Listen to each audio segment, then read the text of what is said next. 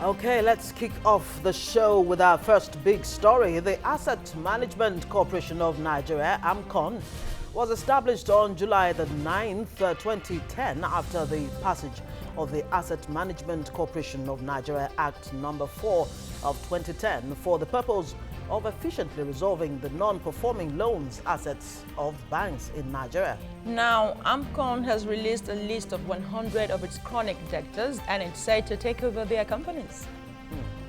All right, we're joined now by a financial engineer. That's how he describes himself, Nemeka Obiareri. Good morning, and it's good to have you on the show. Good morning, my pleasure. Now, the IMF in 2013 did recommend that the CBN should wind down the operation of Amcon based on the fact, articles, is it 4 of IMF's agreement with members of the fund in the light of CBN's handling of the financial crisis of 2009. Yeah. Of course, this, was caused by the global 2008 financial meltdown. IMF is saying that Amcon has done its job. Is it still relevant? Yeah, it's not relevant. Amcon is needed more than we needed before. Amcon is very, very relevant in today's Nigeria. In fact, it's my opinion that Amcon's establishment was even a bit belated. Amcon should have been in place after the first crisis of 1993. What is the role of Amcon, the Asset Management Corporation of Nigeria? Remember that Amcon was established after the intervention of the Central Bank of Nigeria in resolving the crisis in the banking system. Amcon was established as a financial sector crisis intervention vehicle to restore stability, to help clear loads of toxic assets in the financial system. And if you look at what Amcon has done so far, I think if not for the role of Amcon, we would have been a deeper mess than we are today. And if you look at our system today, the role of Amcon is to ensure that as much as possible, we have liquidity in the system, there is stability. Some of these toxic assets that were, just as today, there are still toxic assets in Nigerian banks. Yes, because if you look at what is happening today, and if you look at the experiences we had between 2007 to 2009, during the distress in the system, we still have some of them till today. Over time, look at the recent foreign exchange policy of the central bank, yes, the forward and the floated exchange rate. Now, if you look at what is happening, I'm a financial consultant and I work with loads of clients in the system. One of the things that cause distress or problems that will have companies, is some of the challenges that companies face. Some of them are macroeconomic volatility. Some of them have to do with corporate governance issues.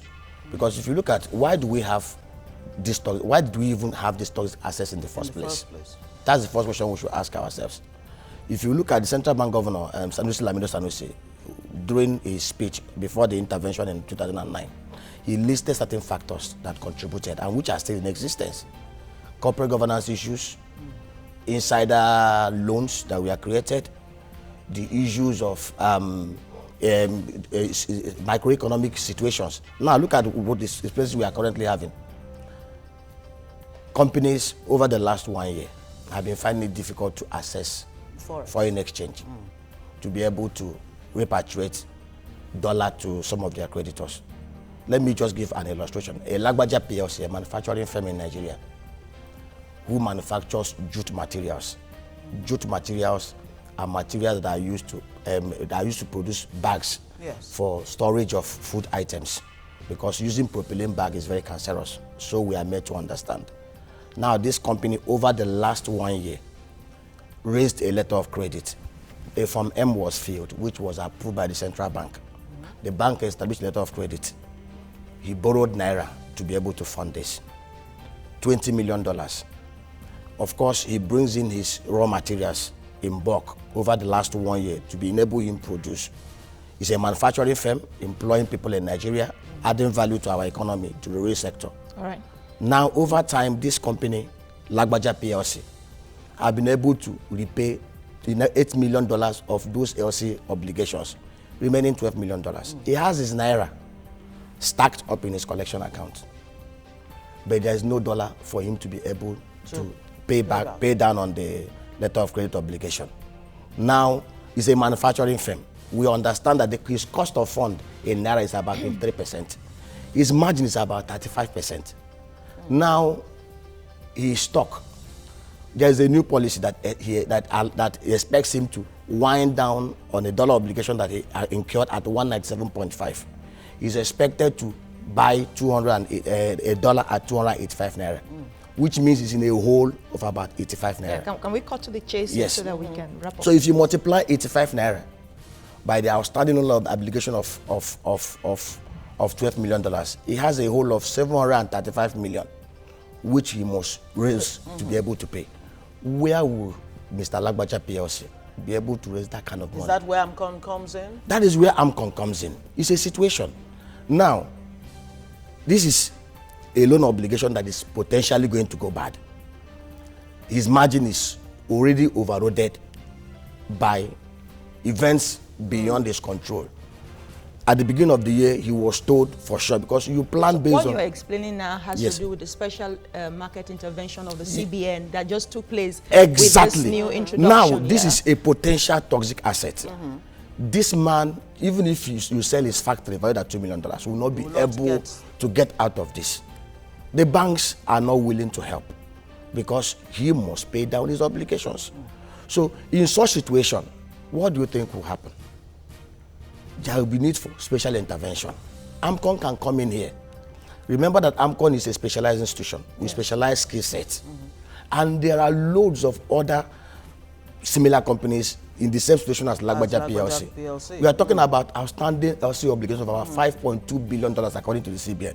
Multiply 85 Naira to this, and you see that very, very soon we are going to have thousands of companies in such situations. So Amcon is very relevant. Eventually, what CBN has just done, what other analysts have said, is just postponing pushing this thing to a forward sale and forward date and things like that. Exactly. So eventually, Amcon will have to pick up the slacks. Yes, Amcon will have to intervene. And remember again that the role of Amcon is to ensure system stability. You know, it's not every bad debt that is as a result of inefficiency. Or corporate governance issues. Indeed. You know, we need to situate, when you see a bad loan, first of all, ask yourself, what were the causative factors that led to this bad loan? It is when you're able to identify the causative factors, you'll be able to apply solutions to ensure that it is remedied. Okay, some have said that beyond the fact that Amcon will help with this either bad loan or good loans, as it is, that the fact that they know that the banks, the fact that they know that Amcon is very much around, can make them a bit laid back, can make them a bit nonchalant about their duties. That okay, Amcon will always buy back this, but so that the lifespan of Amcon should be specified. It shouldn't just be forever. I don't share that view. Okay. Let me explain this to you. Remember that the installation of Amcon in 2010 was a kind of an ad hoc issue. Amcon just came in. As of today, Amcon has about 12,500 eligible bank assets that they acquired. Of course, Amcon was set up then to help clear the mess in the financial services sector. Now, let me explain to you. Going forward, Amcon is relevant. Unlike before, when everything was piled up and given to Amcon. Now, Amcon, in fact, I praise the current management of Amcon because they've gone a step further to do things that we have been clamoring for them to do. As we have it today, if you look at the staff strength of Amcon, 100 staff there, or something thereabout. If you divide the loan asset that they have, about 12,500, you discover that you have a loan asset to a staff ratio of about 41. And these are huge bad loans. Now, what did the new management do, which is very, very good? They know that they don't have the capacity in-house because of the staff strength compared to what they are carrying. So they've gone ahead to appoint asset management partners. These are specialized firms, specialized individuals, people that understand the whole structures of how these things are managed. Their role is to go out there, identify, trace some of these bad loans and how to intervene and properly restructure them, remedy them, and then ensure recovery. Now, going forward now, what Amcon will do, Amcon cannot go to any bank and just pick assets. Unlike the 2010 intervention, where everything was lumped on Amcon. Now, because Amcon is stabilized, what Amcon will do, a bank cannot throw bad loan on Amcon. Amcon will sit down, discuss with the bank, look at the toxic asset that the bank wants to sell it. Of course, Amcon will buy it at a discount. Amcon will also look at the assets. If that loan can be made attractive. Exactly. Amcon will have to look at a lot of parameters. Amcon will look at what is this loan all about? What sector is this loan operating? What is the viability of this business that are going to take the assets? What actually cost it? For example, Alex Lagbaja PLC that I mentioned here is a good business.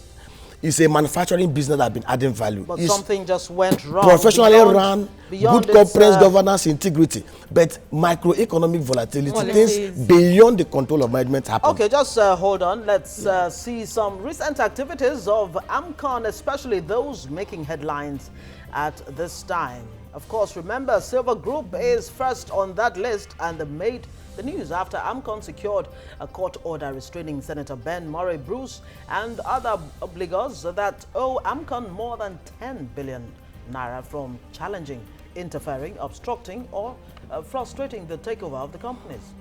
Amcon has, however, appointed a senior advocate of Nigeria, Mr. M.A.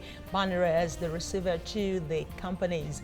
Another company that is pursued by Amcon over an alleged debt of $140 million is Corn Oil. Despite making several pledges to pay, the company is said to have reneged on paying the debts. Now, Ifeanyi Ubah's Capital Oil and Gas Industry Limited is on the list of companies. Also, Wale Babalakin's Resort International Limited made the list among others. Now, let's look at other roles expected of Amcon. Amcon is expected to help stimulate the recovery of financial institutions by boosting the liquidity of troubled banks through buying their non-performing loans, helping in the recapitalization of banks in which the CBN was forced to intervene, and increase access to restructuring and refinancing opportunities for borrowers. Yeah, let's go back to the issue of the macroeconomic policies we're talking about. Yeah. We cannot run away from the delay in the passage of the budget. Yes. We also cannot run away from the fiscal policy that was, for some time, not really heading anywhere. Yep. So, and don't forget, of course, the oil price dip that probably affected a lot of loan coming from the energy sector. Yes. Does that really resonate with what we're talking about? Exactly. And, the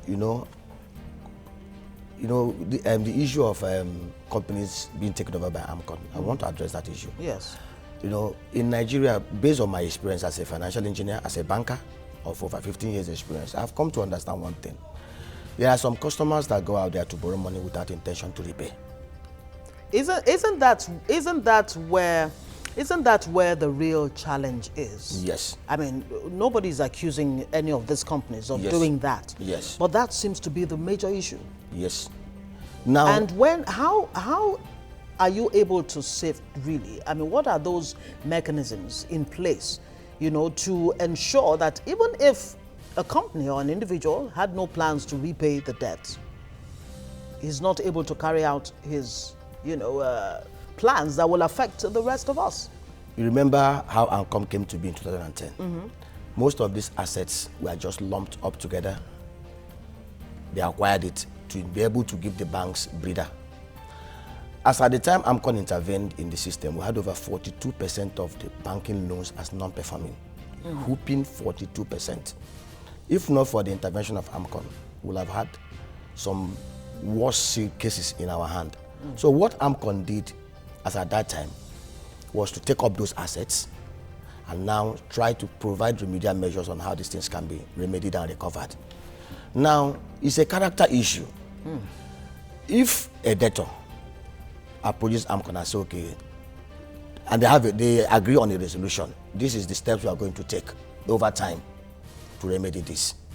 And if along the line the debtor decides to renege on his promises, it's a character issue.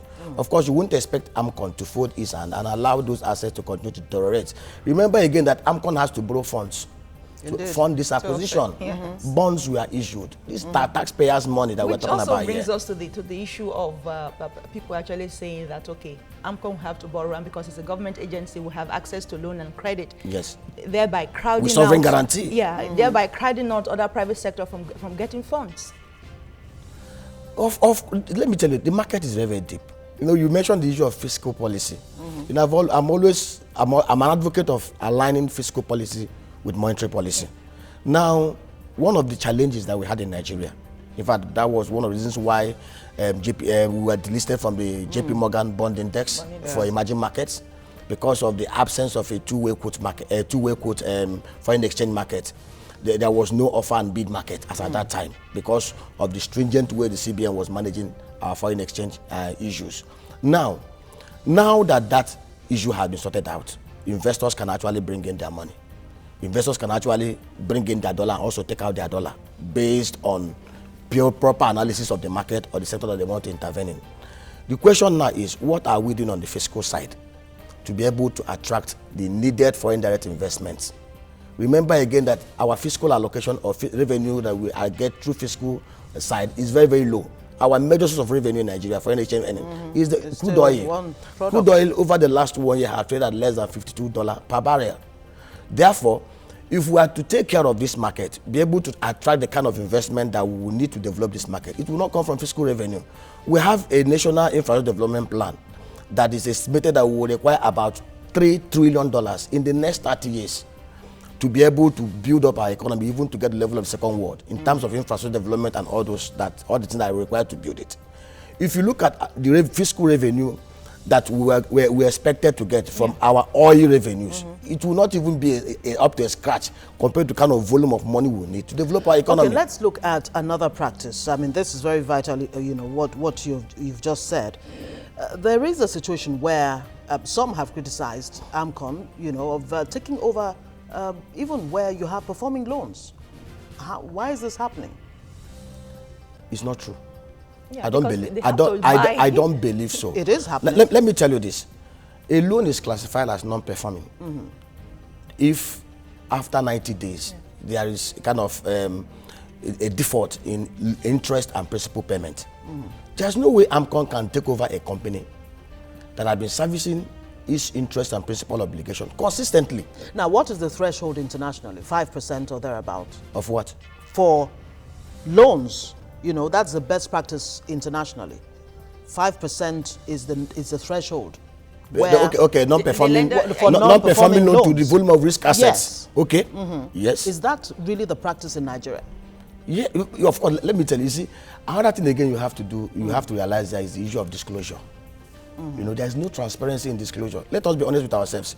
One of the reasons that resulted in the bank failure, the distress in 2009, is the issue of banks not being able to disclose the volume of toxic assets. They were managing their books. And again, we had the issue of also weak supervision oversight. Yeah, that's weak supervision NDIC, oversight. yeah. Weak supervision oversight, because if we had proper supervision oversight over these banks, it would have been easy for us to detect some of these bad loans. And of course, you also not blame the banks, CBN. Sometimes, okay, you have to also look at some of these banks. We are also covering things. And remember again that these banks also had external auditors who will have also flagged up some of these issues. And they didn't. They didn't. And again, most of these loans were also insider loans, Ponzi schemes created by some of these bank CEOs. Because, I give you an illustration. Take for instance, there was an issue Amcon raised, and I giggled when I heard it. They said there are some of these bad debtors that are not coming up to discuss with Amcon. Let me give you an example now. Assuming the former managing director of XYZ Bank created bad loans on behalf of a customer, it is a reality, a secret that most people don't want to talk about. That some of these bad loans were loans created by even operators in the system. Is it because they know that Amcon is there to absorb them at the end of the day? No, that was before what it is. That was before the intervention of 2009. Some of these some of these bad assets. For example, now, let me use Lagbaja PLC. Lagbaja has an account in Rent Seekers XYZ Bank, and without Lagbaja's consent, the operators of Rent Seekers XYZ Bank created loans to fund some of their schemes. And now Lagbaja was so shocked to see that there was a bad loan created for him. Amcon took over that asset after the intervention. Now Amcon is pursuing Lagbaja PLC to come and pay billions of naira that Lagbaja PLC never utilized. And Lagbaja PLC have told Amcon in no uncertain term that this loans was not created for me. Check the money trail. Somebody used my account to perpetrate fraud. So go and hold that person. You cannot be calling me to come and pay for something I never even applied for or utilized. So we have very unique cases in this industry that we need to understand before you can be able to appropriate the right solutions. Let's touch on the government non-performing loan. The state's government sometimes, of course, we know borrow money, and Amcon has bought over some of those loans. But we've not heard the Amcon mention any state government not defaulting in the payment of this. What is going on there? Let me tell you this. Yes. It's even wrong in the first instance for Amcon to buy up state loans. Okay. You know, that is one of the reasons. You know, I was one of those that opposed the first bailout to some of these state governors. The fact remains that, and if you see from what ICPC said, most of them even diverted those loans. And it comes also to the issue of why will a state governor who has a 4-year tenure borrow for 10 years? You must borrow within your tenure to be able to repay. Okay, now let's even paint this scenario before we go on and remind our viewers on TVC Entertainment that will be going off very soon. Now there is this contractor building a major, huge market in Lagos. He takes a 5 billion naira loan to execute this, this project. Within how many years, 5 years or so, it gets to 10, 12 billion. And Amcon comes in and says, okay, look, let's strike a deal here. How much are you willing to pay? And he says, I can only pay 6 billion. All right. And it's allowed to go. Is that a practice that should be encouraged? And how does that affect the economy? Yes, it should be encouraged. Let me give you an example. You know, I work with loads of clients that come to me to help intervene, especially with some situations with banks. Now, let me give you an example. This has to do with an individual, a professional working for an oil and gas company. The second person is a professional working for a bank. Bank gives this Mr. A loan of 18 million naira. A staff of the bank, senior management staff, to buy a property in Lekki Phase 1 as at 2007. The staff brought all his savings over the last 20 years of his working life and invested as his equity collateral, equity contribution of 30%, bringing the amount of money to 25 million. The loan was provided for him at 3% per annum. It's a mortgage loan over 10 years. Now, 2 years after, he leaves the employ of the bank. And the bank will naturally revalues, adjust the interest rate to 23%. The customer has paid 6 million naira of his money. Over the last 5 years, they've been able to deduct about 36 million from him, bringing everything to close to over 50 million naira. And now, interest upon interest upon interest on his account. And now the bank is still asking him to come and pay 52 million naira. The property that he's supposed to purchase is worth about 65 million. Where will he get the money? This is where Amcon comes in. If, for example, for a reason, Amcon purchased this asset, you see, there's one thing I love so much about the new management in Amcon, the professionalism. Let us be honest with ourselves. This customer paid 6 million of his own savings, borrowed only 18 million. He has paid 36 million. His own equity is wiped out. You are now telling him to come and pay 52 million naira. Where will he get the money? This is where Amcon comes in. We have to look at the reasonableness of whatever we are requesting. Amcon looks at it, hey, this guy has done this. Take, for instance, there's a particular school, a popular school. And you know, it's a catch-22 situation. As they increase school fees to accommodate this repayment requirement, people drop out. So you anticipate to raise revenue by increasing school fees. You lose revenue because some people will not be able to meet the new school fees. They will drop out. So how do you resolve this? It continues, it becomes an intractable issue that needs urgent one and for all settlement. And if Amcon says, hey, this man has paid more than 100% of what he borrowed, let us give him a breather. Let him pay at least 60 or 50% of what he's owing. It's good. All right. If not, that loan will be perpetually bad unless you're asking him to sell his wife, sell his mother, sell his children to come and pay you back. Okay, let's talk about mortgage financing. Mandate of Amcon doesn't cover that area, does it? Does it cover mortgage financing? Yes. Amcon, I'm very sure they acquired a lot of real estate transactions that were financed using mortgage. So with what you're saying now with the advice coming from IMF that the Amcon should only focus on asset management and all of that, and not these other, major reasons for or objectives for the setting up of Amcon. Thank God you call it advice. We are not working for IMF. IMF does not own Nigeria. We know what is good for our market. We know what is good for our economy. Amcon is very relevant to today's Nigeria. I'm telling you, If not for Amcon, we'll have had it worse. And I tell you, with the situation we have now, we still need Amcon more than ever. So Amcon should have been, like I said, Amcon should have been in existence 15 years even before now. Amcon should not be wind down soonest. We should allow Amcon to continue to exist. Remember, Amcon is not for profit organization. Amcon is a government that is owned by government agencies. A company that is owned by government agencies. Amcon is there to stabilize the market. Now, with the 5 trillion naira or thereabouts that is in the coffers of Amcon, yes, what should they be doing with those funds in a way that it actually affects the economy positively?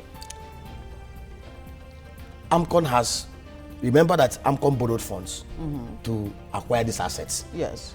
And if you look at the cost of acquisition vis-a-vis what Amcon has, you discover that by the time you aggregate their exposure and what they have, Amcon was already operating in the negative. Yeah. So basically what we will advise now is this. Thank God that they've appointed asset management partners, professionals that can help them resolve some of these affairs for those that are below 100 million naira and below. And I will also encourage them too to deepen professionalism in the system, employ more skillful hands, people that understand how things are done. Let me explain to you. Like I said, not all the bad loans that were created came as a result of insider abuse, corporate governance issues. Some of them were because of microeconomic volatilities that made the unforeseen circumstances. Yeah, we understand. Like some of those companies in those right sectors, over time, they can trade out their loss. All we need to do is patience, get the right managers, get the right partners for them. That's where Amcon comes in. That is where the specialized staff in Amcon comes in. Right. You look at the company, assist the company, get partners for the company, even help them to attract further funding outside the purview of Amcon. And over time, 5-10 years, they will trade out their losses, repay Amcon, and everybody is happy. Where we have issue is where people deliberately refuse to pay down on their loans. And that is why I encourage Amcon to clamp hard on them. Yeah, take over those companies, don't wind those companies down, get proper managers, and this country is a good mine. Talking about climbing down on the debtors, let's talk about the issue, the role of the judiciary in this matter. There have been cases where some of those cases are delayed and stalled. Are you advising for some other kind of specialized court for cases like this? Yes, very, very important. And I will tell you this, one of the major challenges we have in Nigeria is that in every arm of government in Nigeria, we have the bad eggs. And we have people that manipulate the system. These guys we are dealing with here are billionaires. They have the funding to store these processes as long as they want. So we need specialized courts. Specialized courts that will handle some of these cases. And we need to also appeal to their consciences. Because these funds that they are using, that was used to acquire, we have funds contributed from taxpayers' money. Artisans, street traders. So you can't continue holding on to an asset you're not sweating properly. You can't continue holding on to an asset you're not managing properly. If you know you cannot run these organizations and you keep on relying on your promise, allow Amcon to take over. Now, when Amcon closes down an organization or a company, and within 48 hours it reopens, is it that Amcon did not, think through and look at all the issues involved before shutting down in the first place? No. What exactly would have happened? What happened was that these are customers that said some of these customers have been dodging Amcon. That's the truth. You see, it's like somebody that is invited to come to the police. They invite you to come, you will not come. What is the next option? The only way you can make the person come is to impound what is so valuable to the person. Let me explain to you what happened. Most of these creditors were not forthcoming. Amcon will write to them, they will not show up. So by closing their businesses, that is when you will see them coming up to now start discussing with Amcon. So sometimes you see businesses closed and 2 days they are open. It's because those people have now come down, sit with Amcon. They've been forced to sit down and discuss the way forward. Right, Amcon will not unreasonably go to confiscate people's assets. If your loan was performing ab initio, there wouldn't have been an issue of Amcon intervention in the first place. Before the specialized courts you were talking about, is it possible to review the act setting up Amcon itself, probably strengthen the organ and make it more enforceable, where it's easier for them to really clamp down and not just make threats, but make good their threats? Yes, I believe so. There should be some amendments in the Amcon Act to give it more teeth. And again, on issue of its operational guideline, Amcon should, as much as possible, in everything in Nigeria, there's always political interference. We had the issue of behind-the-scene recruitment in FIRS, behind the scene recruitment in CBN and all those stuff. Nepotism is one of the greatest corruption that we are facing, that's facing us here in Nigeria. Nepotism. Amcon, FIRS, and CBN are specialized agencies, and the recruitment into these agencies must be done in a professional manner. These are agents that require good skill sets, professional skill sets that will be able to help us grow this economy. There should be the operational guideline of Amcon must be such that should specify the certain skill set, the certain requirements of people that should be allowed to come into the system. The issue, I'm not referring to Amcon in terms of recruitment. I'm looking at this. Amcon is an agency of the government. And of course, as an agency of the government, that issue of nepotism is still there. But if we open up the space and allow professionals to come in, people that have value to add, I tell you, I have always believed and made that Nigeria is a good mine. If Amcon is properly allowed to do their role, I tell you, some of these bad companies, apart from those that deliberately took our monies and don't want to repay it, can be turned around. And that's where I would like to leave it. So Nigeria is a gold mine. That's a positive one. Thank you so much, Nnaemeka Obiara-Eri. You're welcome. Okay, nice having you on TVC Breakfast. My pleasure.